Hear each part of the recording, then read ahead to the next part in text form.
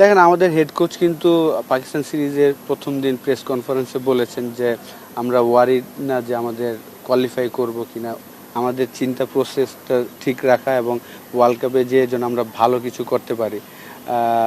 যেহেতু আমরা টি-20 world cup খেলি নেই, সেই কারণে আমরা যখন অদম্য কাপ খেলছিলাম, আমির ইসলাম বুলবুল ভাই আমাদের বোর্ড প্রেসিডেন্ট, উনি এসে কিন্তু আমাদের পুরো টিমকে একটা কথা বলছিলেন যেন আমরা যেন নেক্সট আইসিসি ইভেন্টগুলোতে যাব যেন চ্যাম্পিয়ন হতে পারি, জাস্ট পার্টিসিপেট করার জন্য না, আমরা যেন চ্যাম্পিয়ন হতে পারি, ওই মেন্টালিটি যেন আমরা তৈরি করি আমাদের প্লেয়াররা।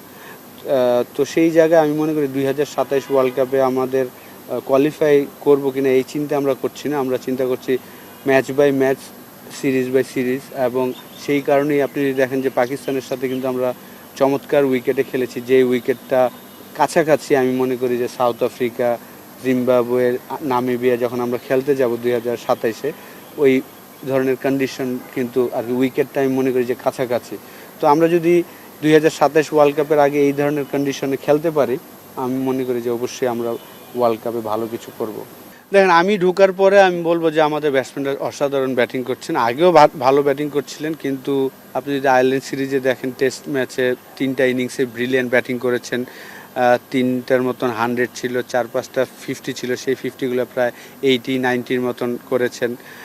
তো আয়ারল্যান্ড সিরিজে আমি বলবো যে অসাধারণ ব্যাটিং করেছেন। টেস্টে টি-20তেও আমি বলবো যে একটা ম্যাচ বাদ দিলে, যদিও ওটাতে তৌহিদ হৃদয় ব্রিলিয়ান্ট ব্যাটিং করেছেন, 80+ রান করেছিল, জিততে পারেনি কিন্তু ভালো ব্যাটিং করেছিল। পাকিস্তানের সাথেও এক ম্যাচ বাদ দিলে 2টা ম্যাচই অসাধারণ ব্যাটিং করেছেন।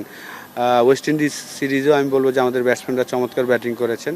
তো ম্যাচ জিততে হলে সবারই ভালো করতে হবে, তো সেই জায়গায় আমার মনে হয় যে আমাদের ব্যাটসম্যানরাও ভালো করছেন, জাস্ট একটু ধৈর্য ধরতে হবে। ইমপ্রুভমেন্টের তো আসলে শেষ নাই, প্রচুর জায়গা আছে অবশ্যই আমাদের ইমপ্রুভমেন্ট করার।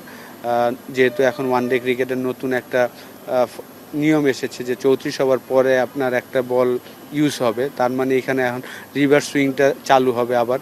তো এই রিভার্স সুইংয়ে এগেনস্টে কীভাবে আপনি ব্যাটিং করবেন, বলাররা কীভাবে রিভার্স সুইং করাবেন, এইসব নিয়ে অনেক কিছু আমাদের ইমপ্রুভমেন্টের জায়গা আছে।